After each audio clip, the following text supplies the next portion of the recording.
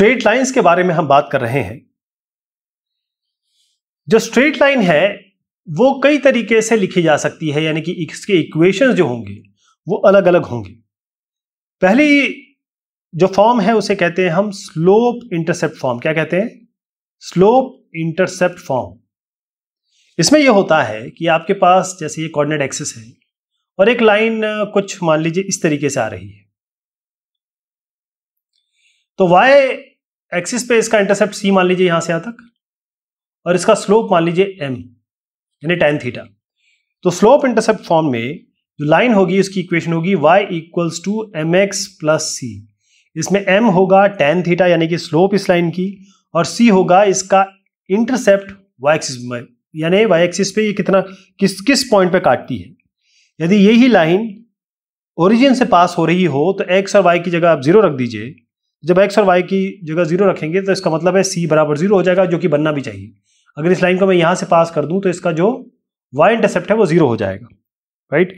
अगर आप कहें कि इक्वेशन एक लाइन पास हो रही हो ओरिजिन से तो आप c को 0 करेंगे तो y इक्वल्स टू यहां 0 रख दीजिए, y इक्वल्स mx हो जाएगा। m जहां पर आपका स्लोप है इस लाइन का। यदि एक लाइन पैरेलल है एक्सिस से, मतलब ये लाइन है और हमने कहा ये लाइन हम इसकी इक्वेशन लिखना चाहते हैं, तो क्योंकि ये पैरेलल है एक्स एक्सिस से, ये लाइन और ये लाइन पैरेलल है एक्स एक्सिस से, तो यहां पर क्या बनता है कि m यानी कि स्लोप, आप जानते हैं पैरेलल लाइंस के बीच में स्लोप जो होता है वो 0 होता है। तो y इक्वल्स m की जगह 0 रख दीजिए, 0x प्लस c, यानी y इक्वल c। ये आपकी इक्वेशन होगी लाइन की, जो कि बननी भी चाहिए थी, राइट। इसी तरीके से एक दूसरा फॉर्म होता है जिसे हम कहते हैं पॉइंट स्लोप फॉर्म।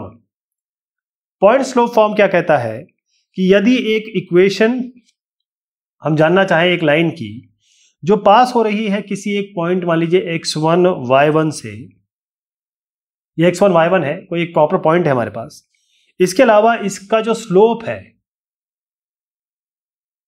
वो m है, स्लोप m है, तो इक्वेशन बनेगी y माइनस y1 बराबर m x minus x1, right. y minus y1 बराबर m x माइनस x1। इसको आप ऐसे भी लिख सकते हैं कि क्योंकि m जानते हैं आप क्या होता है,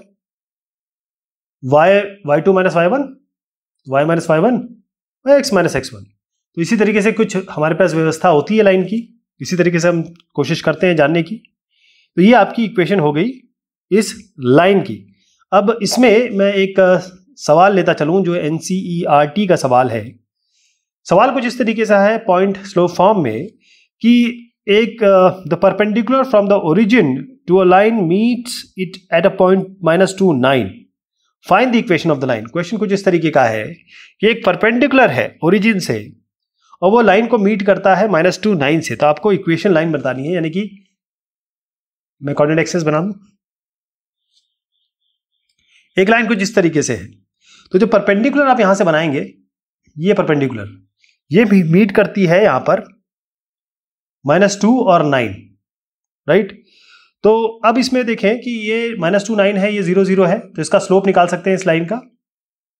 तो स्लोप क्या बनेगा इसका, इसको हम m1 कह देते हैं या m कह दें। तो ये m1 इसलिए मान रहे हैं क्योंकि हमको इस लाइन की इक्वेशन निकालनी है, इस लाइन की इक्वेशन निकालनी है, तो हम इसको हम m1 मान रहे हैं, इसका हम m2 लेंगे स्लोप। तो m1 क्या होगा, y2 माइनस y1, यानी कि आप 9 माइनस 0 कर दीजिए, 9 माइनस 0 और -2 माइनस 0, तो ये m1 हो गया, ये हो जाएगा -9/2। अब आप जानते हैं कि ये जो लाइन है, ये वाली लाइन और जो परपेंडिकुलर आई है, अगर दो लाइनें परपेंडिकुलर होती है तो m1 m2 बराबर -1 हो जाता है, यानी m1 इंटू m2 बराबर -1। तो m1 तो आपके पास आ ही गया है, तो m2 निकालने के लिए क्या करेंगे, -1/m1 कर देंगे, तो -1/-9/2 कर देंगे, यानी हो गया 2/9। तो m2 आ गया आपका, यानी कि इस लाइन की अब स्लोप आ गई जो हमें चाहिए थी, और ये पास किससे हो रही है, -2 9 से। तो इसकी इक्वेशन क्या बनेगी, यही वाला फॉर्मूला लगाएंगे, y माइनस y1, इसका y1 क्या है 9, y माइनस y1 बराबर m तो अभी भी हम निकाल चुके हैं 2/9, और x माइनस x1 क्या है, x माइनस ऑफ -2 यानी कि x + 3 हो जाएगा ये। तो इसकी इक्वेशन बनेगी फाइनली, अगर आप इसको थोड़ा रीअरेंज करेंगे, 2x माइनस 9y बराबर 85, ये आपकी, ये आप कहें प्लस 85 बराबर 0 हो जाएगा। ठीक, ये इसकी इक्वेशन बनेगी। ये थोड़ा सा मैंने एग्जांपल बताने की कोशिश की कि स्लोप पॉइंट फॉर्म में हम एक लाइन जिसकी हमें स्लोप पता हो और वो लाइन जो किसी एक पॉइंट से पास हो रही हो, तो हम उसको आराम से निकाल सकते हैं। तीसरा फॉर्म होता है 2 point form of a line.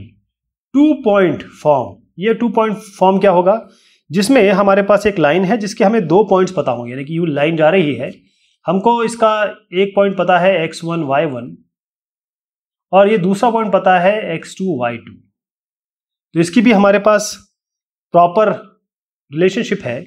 हम जानते हैं कि एक पॉइंट से लाइन पास हो रही है तो क्या होगा, y माइनस y1, अभी हमने सीखा, बराबर m x माइनस x1, ये तो हमने सीख ही लिया।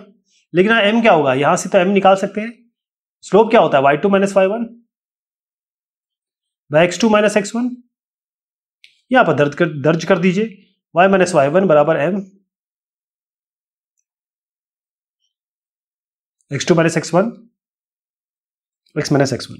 यही आपकी इक्वेशन हो गई जब आपकी दो पॉइंट्स दिए गए हों और 2 पॉइंट्स में आप स्लोप भी निकाल सकते हैं और स्लोप निकालने की आवश्यकता है नहीं, ये आप सीधा फॉर्मूला यूज करेंगे, आपको 2 पॉइंट वाला ये एग्जांपल मिल जाएगा। अब नेक्स्ट वाली जो बात आती है, अब हम चौथा देख रहे हैं, फोर्थ फॉर्म है इंटरसेप्ट फॉर्म। यह है इंटरसेप्ट फॉर्म। ये क्या होता है, इंटरसेप्ट फॉर्म में कैसे लाइन बनती है, अगर आप एक लाइन यू बनाते हैं, ये लाइन है जिसकी हमें इक्वेशन निकालनी है, इसका एक्स इंटरसेप्ट आपका ए है, मतलब एक्स एक्सिस पे ये कहां पर काटती है, और बी इसका वाई इंटरसेप्ट है। तो इसकी इक्वेशन बनेगी एक्स बाय ए प्लस वाई बाय बी बराबर 1।